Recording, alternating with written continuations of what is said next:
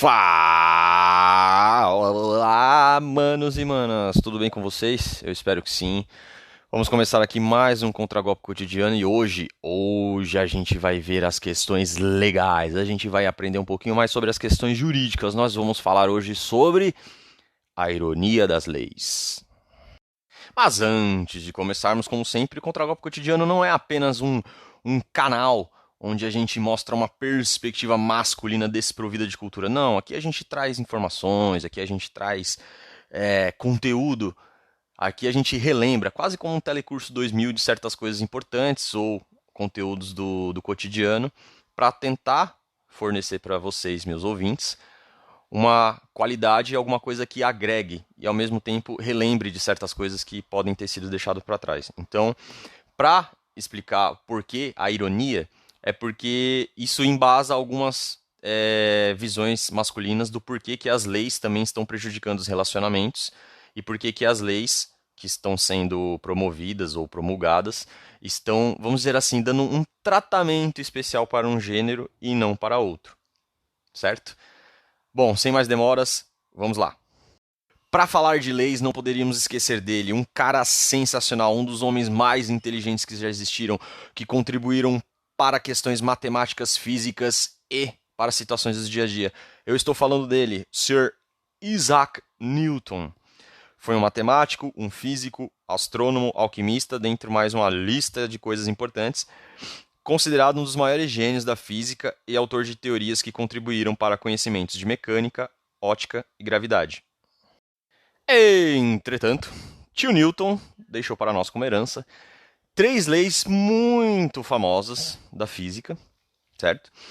Que, além de terem contribuído muito para conhecimentos gerais, também podem ser correlacionados com relacionamentos. Meu Deus, Matheus, mas tudo você relaciona com relacionamento. Sim, essa é a proposta do canal, nós trazemos cultura, mas sempre levando para o contexto dos relacionamentos, para mostrar para vocês que as coisas tendem a ser interdisciplinares, ok? Sem mais demora, vamos às leis. A primeira lei de Newton, lei da inércia. Todo corpo mantém-se em repouso ou em movimento uniforme ao longo de uma linha reta, a menos que seja forçado a mudar seu estado por forças aplicadas sobre ele. Uma outra definição famosa, que inclusive vocês devem ter ouvido na escola sobre essa lei, é aquela coisa assim: todo corpo em movimento tende a continuar em movimento, e todo corpo parado tende a continuar parado, a menos que uma força seja aplicada sobre eles. Resumo é isso. Como que a gente pode fazer a correlação com a parte dos relacionamentos? Ao meu ver, muito simples. Todo homem que apresenta desvio de caráter tende a continuar apresentando desvio de caráter. Toda mulher que não é material para relacionamento tende a continuar não sendo material para relacionamento. Todo homem que não é um bom filho tende a continuar não sendo um bom filho. Toda mulher que não é uma boa filha tende a continuar não sendo uma boa filha. Todo homem que não demonstra seus sentimentos tende a continuar não demonstrando seus sentimentos. Toda mulher que mostra desinteresse por você tende a continuar demonstrando desinteresse por você. Certo? Primeira lei de Newton. Ah, Matheus, mas então as pessoas não mudam. Vamos voltar a outro trecho da primeira lei de Newton. Isso só vai mudar se uma força for aplicada. Na questão do relacionamento, isso só vai mudar quando fatores internos ou externos vão fazer com que o comportamento dessa pessoa mude. Como que uma mulher desinteressada vai passar a se interessar por você? Ou quando você obter sucesso, ou quando haver algum estalo na cabeça dela. Quando que um cara que não te vê como esposa dele passa a te ver como esposa dele? Quando você mudar a sua conduta ou quando ele sofreu um golpe também na cabeça e de repente acordar para a vida. Entendeu? Então, usando exemplos práticos, que a primeira lei de Newton se aplica perfeitamente, ao meu ver, na questão também dos relacionamentos. Vamos para a próxima. A segunda lei de Newton.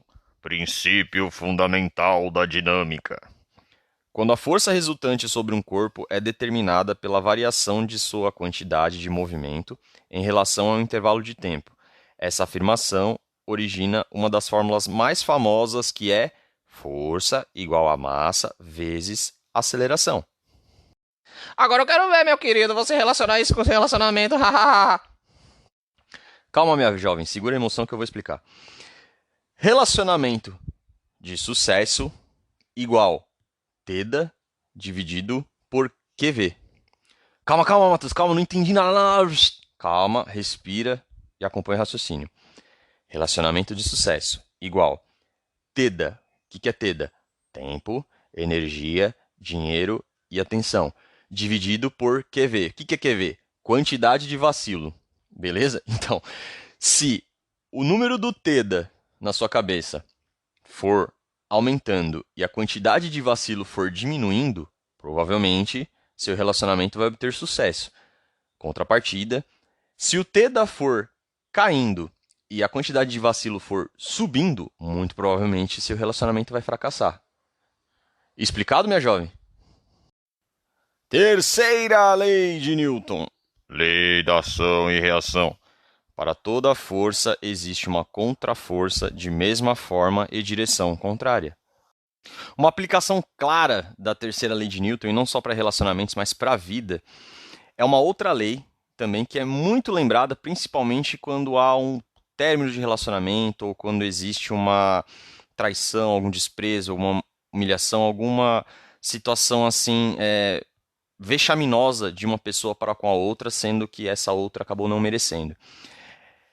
Essa é a lei do retorno, também conhecida como efeito bumerangue ou lei da causa e efeito. Ela é baseada na terceira lei de Newton, né? Só que ela consiste na ação e reação de atitudes, de gestos, de comportamentos, beleza? E vou te mostrar como isso está presente na expressão popular. Lembra da expressão gentileza gera gentileza? Aqui se faz e aqui se paga? São dois exemplos claros de aplicação da lei do retorno, certo? Então, quem traiu, quem mentiu, quem desprezou, quem humilhou, quem enganou, quem destruiu, aguarda que a tua hora vai chegar. E eu espero, sinceramente, que chegue mesmo. Pô, legal, Matheus, beleza, mas o nome do episódio é A Ironia das Leis. Então, onde que consiste, onde que começa a ironia? Excelente pergunta. No âmbito dos relacionamentos, geralmente, quando você sofre algum tipo de decepção, frustração, traição, foi enganado, né, mentiram para você, existe um conceito chamado a ironia da dor. Ai, Matheus, e qual que é o conceito? A ironia da dor é quando você quer ser consolado por quem te feriu. Tá? Isso é uma reação normal que denota esperança na boa fé da outra pessoa, certo? Porque se eventualmente ela foi injusta com você ou ela te feriu de alguma forma, por mais que você diga que não, por mais que o seu comportamento seja outro, uma boa parte de você aí dentro gostaria que essa pessoa se desculpasse, se retratasse ou se arrependesse. Só que eu tô aqui para dizer para vocês que isso muitas vezes não vai acontecer. E isso também, em boa parte, está linkado com aquele episódio que eu trouxe para vocês das tríades da psicologia. Uma pessoa que está muito mais com a parte da tríade negra aflorada, dificilmente vai reconhecer seus erros e fazer esse movimento de vir até você. Em contrapartida, uma pessoa que está muito mais perto da construção virtuosa das tríades da psicologia, muito provavelmente vai se colocar no seu lugar antes de tomar certas atitudes e decisões, entendeu? Agindo com prudência com relação aos seus sentimentos e, se ainda assim acabar errando, vai fazer de tudo para se redimir, pedir perdão e também poder se retratar com você. Tá? E só para a gente finalizar esse gancho, antes de partir exclusivamente para os termos legais e jurídicos, sempre tenha em mente uma coisa: arrependimento que não gera mudança não é arrependimento, é manipulação. Então, fiquem vigilantes. Falando em estarmos vigilantes, Quem deveria nos amparar também com relação a isso deveriam ser as leis, com o intuito de garantir harmonia, equilíbrio, justiça e direitos iguais, deveres iguais, certo? Entretanto, existe uma visão não só dentro da comunidade Red Pill, como também dentro do movimento dos MGTOWs, que as leis também estão desfavorecendo principalmente os homens com relação às mulheres, ou ao compromisso sério, ou ao casamento. Eu já cheguei a ter uma experiência de comentar isso com algumas mulheres, né? E também vi alguns cortes e vídeos nesses canais que eu acompanho. E a resposta foi geralmente essa, tá? Ai, como assim? Eles não querem. E onde que as leis favorecem? Ah, isso não tem nada a ver. São homens frouxos, são inseguros, que não querem fazer esforço pra gostar de mulher, que não sabem de nada, blá blá blá blá blá. Blá. Tá. Primeiro de tudo, quando você sai do argumento, do mérito do argumento, para entrar no campo da ofensa, aqui a gente já sabe muito bem o nome disso. Chama shaming, beleza? E essa tática aqui não vai funcionar, certo? Numa discussão racional entre pontos de vista, precisa ser levantado fatos, certo? Você utilizar de shaming para tentar desqualificar o argumento desses homens, aqui, nesse espaço, não vai funcionar, certo? Aqui, não defendemos brasileiro por ser brasileiro, homem por ser homem e mulher por ser mulher. Nós analisamos caso a caso e criticamos aquilo que precisa ser criticado e elogiado o que precisa ser elogiado. Beleza? Sem distinção de gênero, raça, etnia, orientação religiosa, nada disso, tá? Não é essa a proposta aqui, certo? Sabendo disso, eu vou tentar trazer para vocês esses pontos de vista levantados tanto na comunidade Red Pill quanto no movimento dos MGTOWs, certo? Trazer algumas observações pessoais e alguns conceitos jurídicos que balizam essa visão que está havendo muito mais uma manobra de favorecimento feminino do que uma tentativa de equiparação de poderes, ok? Ou seja, estamos sugerindo não uma igualdade, nem um comportamento complementar, e sim uma sugestão de tratamento especial às mulheres. Vamos à tentativa. Só fazendo um parênteses antes da gente começar, eu acho que a gente precisa entender assim o que seria o conceito de misoginia e o conceito de misandria, tá? Vou citar um exemplo para vocês verem a importância de vocês entenderem. Vocês já devem ter ouvido, principalmente do lado de algumas mulheres, dizer algo do tipo assim: nossa, mas você é um misógino. E também do lado dos homens, alguma coisa assim: nossa, as leis hoje estão muito misândricas. Às vezes, para quem conhece, ok, mas para quem não sabe, isso às vezes pode causar um tipo de confusão e tal, e o intuito aqui é justamente a gente esclarecer, tá? Então, vamos lá. O que seria misoginia? É o sentimento de repulsa, desprezo e ódio contra o sexo feminino, ou seja, contra as mulheres. O que seria misandria? É o sentimento de repulsa, desprezo e ódio contra o sexo masculino, ou seja, contra os homens. Certo? Então, quando algumas mulheres dizem que você é misógino, significa que você simplesmente demonstra repulsa, desprezo e ódio às mulheres por serem mulheres. E quando, também ainda nesse exemplo que eu citei, os homens dizem que as leis estão misândricas, são que as leis estão empregando repulsa, desprezo e ódio contra os homens, tá? Espero que agora tenha ficado claro a questão de misoginia e misandria para a gente poder seguir. Como eu havia falado para vocês anteriormente, ouvindo tanto as queixas da comunidade Red Pill quanto do movimento dos MGTOWs, eu separei duas leis e dois serviços que são prestados, tá, visando o benefício da mulher, que são alvos de crítica, né, dessa comunidade aí da manosfera ou da machosfera, tá bom? E vou trazer para vocês os pontos e os argumentos que eu ouvi dos lados, tá? Com o intuito de gerar reflexão em vocês, tá? Para ver se faz sentido ou não. Então, vamos lá. O primeiro ponto que eu trago para vocês é a famosa Lei Maria da Penha. Foi elaborada em 2006, pela pesquisa que eu fiz aqui, e o intuito dela é criar mecanismos para coibir a violência doméstica e familiar contra a mulher, e estabelece medidas de assistência e proteção. A questão da crítica da machosfera em relação a Maria da Penha principalmente se dá por dois motivos, tá? O primeiro é justamente no trecho, assim, violência doméstica e familiar contra a mulher. Vamos lá. Toda e qualquer violência doméstica e familiar deve ser coibida, independentemente se contra homem, se contra mulher, se contra criança, contra idoso, contra pessoa de outra orientação religiosa, contra pessoa de outra orientação sexual, não importa. Entendeu? Fora que isso poderia ser muito bem tratado por uma unidade que cuidasse especificamente disso. Aí vai me fugir o nome, não sei se é a vara civil, uma delegacia de questões civis, enfim. Mas que olhasse para isso no intuito do mérito do crime e não do gênero de quem cometeu ou de quem sofreu.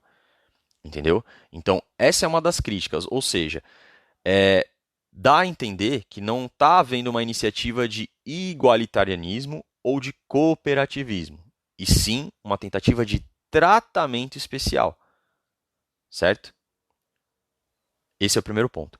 O segundo ponto é o seguinte: qual que é a contrapartida se uma mulher, porventura, de má índole, de má fé, utilizar dessa lei para atribuir num homem inocente algo que ele não fez, como forjar evidências, criar provas, certo? Simular situações. Inclusive, na proposta do canal, tem lá nos stories do Instagram uma seção chamada Notícias, onde eu separo notícias que demonstram que mulheres também cometem crimes, que mulheres também são, em determinadas situações, vilãs, que também agem de má fé. Entendeu? Então, o ponto que eu entendo da crítica da comunidade Red Pill e dos MGTOWs no tocante a Maria da Penha é justamente isso, essa sensação de tentativa de tratamento especial e também de não haver a contrapartida caso você utilize desse mecanismo para agir com má fé, com má índole, entendeu? Querendo atribuir a culpa e a responsabilidade num homem que não cometeu crime algum, entendeu? Onde praticamente, se isso for provado, não vai ter nenhum viés. Ou seja, se eventualmente pelo sim e pelo não, o cara é preso. Mas se for comprovado que isso não tem fundamento, não acontece nada com a mulher. Certo? Então, essa é a primeira crítica da machosfera no tocante às leis. O segundo ponto que eu trago para vocês é a lei do feminicídio. Né? Pela pesquisa que eu fiz aqui também, foi elaborada em 2015. E prevê feminicídio como circunstância qualificadora do crime de homicídio, ou seja, quando o crime for praticado contra a mulher por razões da condição do sexo feminino. No tocante à questão do feminicídio, eu acho que vale destacar principalmente dois pontos. Salvo engano, antigamente, uma investigação de homicídio ela consistia em alguns objetivos, principalmente quais?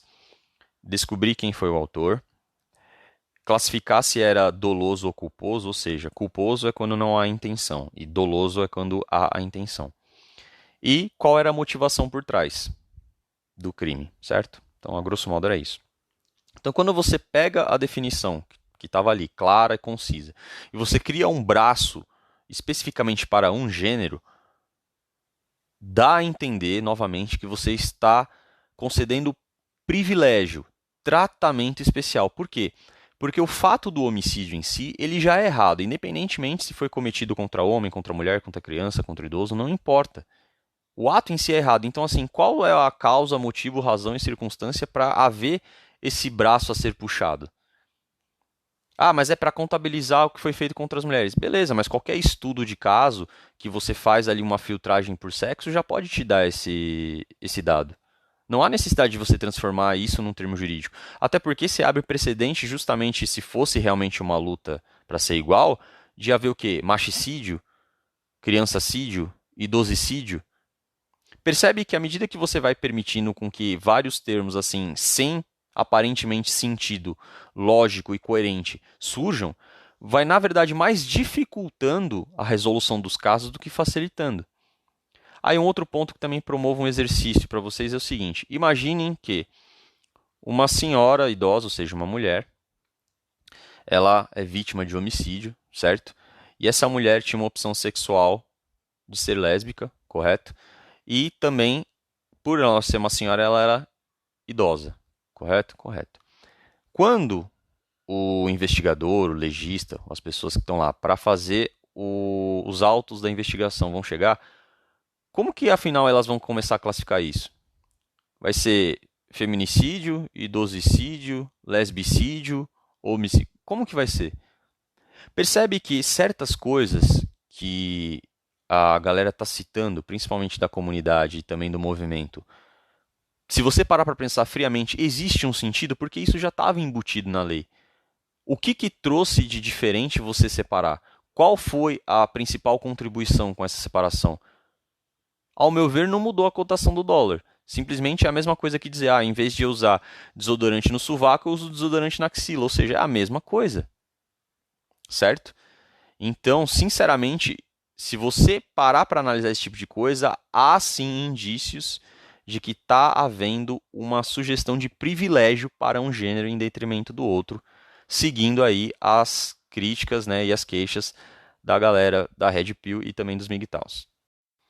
Galera, sabendo que ainda tem muito material para poder passar para vocês, muitos termos, né, e para a gente fazer o comentário e refletir sobre isso, eu vou separar então a questão da ironia das leis em duas partes, tá? Então essa vai ser a parte 1, onde a gente correlacionou principalmente aí as leis de Newton, né, com os relacionamentos, e também a gente começou a falar sobre a parte das leis misândricas, né, que são frutos aí principalmente de críticas, né, tanto da galera da Red Pill quanto da galera dos MGTOWs, que estaria desfavorecendo o relacionamento da perspectiva masculina, certo? E que são fortes indícios de que existe sim um favorecimento, né, uma sensação de tratamento especial para com o gênero feminino no âmbito legal, tá bom?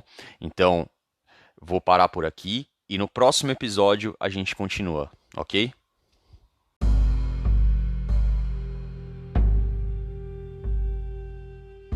A referência que eu trago hoje para vocês é o Renan Bruno, do canal A Lei dos Homens.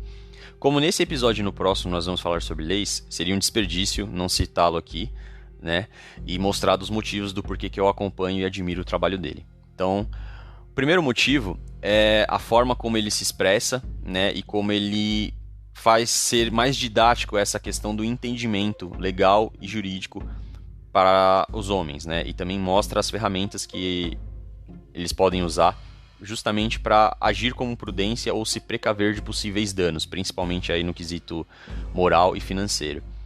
Quais seriam essas ferramentas? Questões como contrato de namoro, questão como contrato pré-nupcial, a questão da paternidade socioafetiva, questão da partilha de bens, questão da alienação parental, a questão da realização de testes de DNA para se prevenir de fraude de paternidade. Então, todos esses conceitos que eu vou tentar trazer para vocês no próximo episódio, mas assim, o objetivo aqui é sempre trazer a definição e mostrar para vocês que existe. Mas obviamente que assim, a questão do conhecimento mais profundo, né, de toda a jurisprudência e do que isso envolve, com certeza ele, assim como tem outros profissionais também, mas falando especificamente do Renan, é uma das pessoas mais indicadas para poder eventualmente tirar dúvidas, né, e também para poder te indicar qual que é o melhor caminho que você deve percorrer, justamente para você se prevenir de qualquer tipo de dano. E o outro motivo é que aí já é mais questão pessoal, né, mas é principalmente na questão da expressão que ele usa, né, que está muito correlacionada com a terceira lei de Newton, e eu usei bastante aí com vocês ao longo dos episódios, que é a seguinte, abre aspas, para toda ação existe uma reação de mesma forma e sentido contrário, fecha aspas.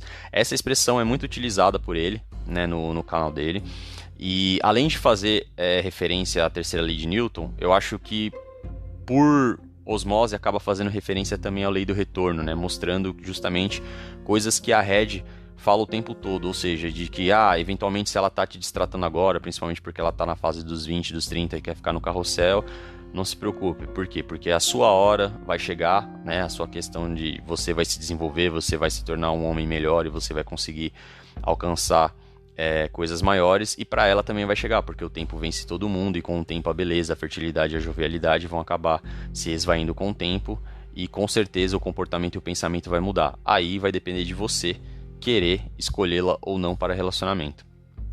Fora que eu também acho bacana a forma como ele interage no canal dele, né? Dizendo que se você não curtir, não se inscrever, você vai ser passível de processo ou vai ficar broxa. Cara, eu acho isso muito legal pra tirar um pouco da seriedade, né? E da importância que obviamente tem dos homens estarem munidos, né? Desses conceitos jurídicos para se precaver dos ataques dessas mulheres modernas aí, principalmente que são mal intencionadas, né? Não são todas, algumas. Então, com isso, Renan, não sei se essa mensagem vai chegar em você, eu espero que chegue, tá? Parabéns pelo seu trabalho, um abraço e tamo junto.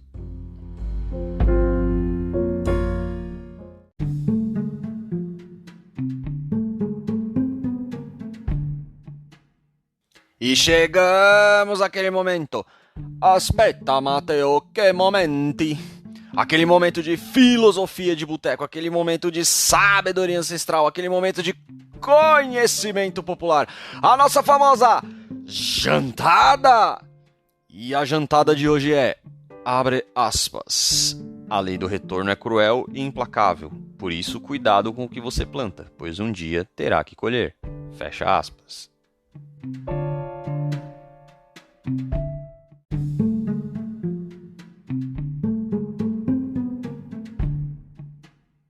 Acredito que não só a lei do retorno, mas também o tempo seja implacável, né? Sobretudo para pessoas que não fazem boas escolhas ao longo da vida. E se a gente traçar um paralelo isso com a questão da mulher moderna, principalmente essas que utilizam, né, as redes sociais para promover ou para se promover, sobretudo através do seu corpo, para ganhar dinheiro e atenção, creio que seja mais implacável ainda. E vou demonstrar o ponto de vista. Imaginem essas meninas aí que hoje veem uma facilidade enorme para abrir uma conta no OnlyFans e ficar vendendo foto. Foto de pack do pé, pack de peito, pack de bunda, pack do rosto, pack de sei lá o que. Certo? Obviamente que existe gado e sempre vai existir homens que apresentam extrema carência e uma certa ausência, né, de decência e bom senso, e para isso vão empregar dinheiro para supostamente ter alguma sensação, algum contato feminino. Só que do outro lado, essas meninas se esquecem que o tempo vai passar, certo? Você não vai permanecer jovem, bela e fértil pro resto da sua vida, isso é um fato. E que, se mais tarde você usar disso, né, ou tentar, na verdade, remover isso do seu passado, eu ouso dizer o seguinte: Deus perdoa, a internet não. E com certeza, se um homem quiser saber mais sobre você, sobre como foi o seu passado, e ele se deparar com esse tipo de coisa, muito provavelmente ele vai te descartar, tá? Porque um homem, ele não vai querer saber que a mulher que ele eventualmente vai escolher para ser namorada e esposa dele já se exibiu para todo mundo. Não vai. E não adianta vir com esse argumento de dizer que isso é uma coisa normal, tentar banalizar esse tipo de coisa, porque na verdade isso é só uma forma, como até o próprio Ítalo Marcilli disse, de prostituição. Certo? Quando você utiliza o seu corpo ou a sua companhia para que o seu único benefício seja dinheiro, isso já existe um nome e é a profissão mais antiga do mundo. Só que hoje, assim como outras coisas erradas, como relacionamento aberto, como questão de traição, como questão de envergonhamento dos homens, estão querendo romantizar isso e até banalizar. E justamente tanto o meu canal quanto dos outros canais, que eu já citei aqui como referência, nossa intenção é justamente colocar um freio nisso, é mostrar o contraponto, é mostrar que isso não leva a lugar nenhum e que isso realmente está levando com que os homens se afastem dos relacionamentos, coisa que muitas mulheres do outro lado acabam se perguntando por que isso está acontecendo. E até parafraseando o Bruno Gilio, que é um das referências que eu já citei logo no começo, queria encerrar dessa forma, abre aspas para ele: um salve a Cronos, o devorador de ego de modernetes narcisistas do Instagram. Fecha aspas.